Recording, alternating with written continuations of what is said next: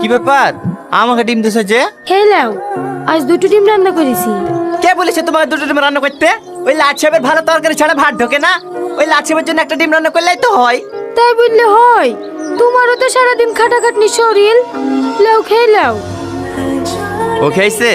না, সেই দুপুর বেলায় বেরিয়ে গেছে, তারপর তার বাড়ি আসেনি।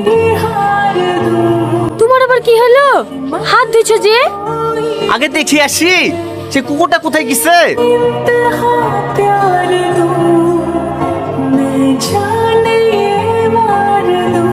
আব্বা, এত রাত অব্দি কোথায় ছিলি? রাকেশ দে বাড়ি বসছিনু। ঠিক আছে চ খেলিগা। আমি খাবো না, রাকেশ দে বাড়ি খেয়েছি। এই, তুই লোকের বাড়ি খেয়ে এসছি, তোর বাপ যে তোর লেগে সারাদিন না খেয়ে বসে আছে। আব্বা তুমি খাওনি? না, চ তোর বাপের সাথে বসে চাইটি খেলি গা। চাচা চাচা, কি হলো রে? ওই বাবা হাফ আছে কেনে? তোমার ছেলে শাহিন ওই পাড়ার আমাদের মেয়েকে বিকলি চলে এসছে। হ্যাঁ তুই আর কি বলছিস রে? হ্যাঁ চাচা, বাড়িতে লোকে বুঝায়, তুমি তাড়াতাড়ি চলো। চাচা তোমাকে ডাকতে পারলো। এই অবশ্যই যে কি বেকার দেই পড়িছি।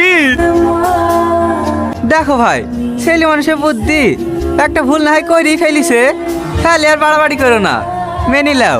আমি মেলের সাথে সাথে কি আমাকে ভুলবি করেছে নাকি? যারা সংসার করবে তারা দেখি লেখা।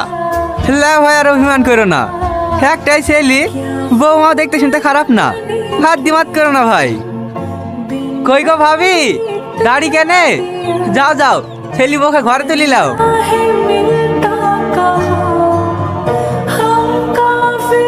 চলো মা, ঘরে চলো।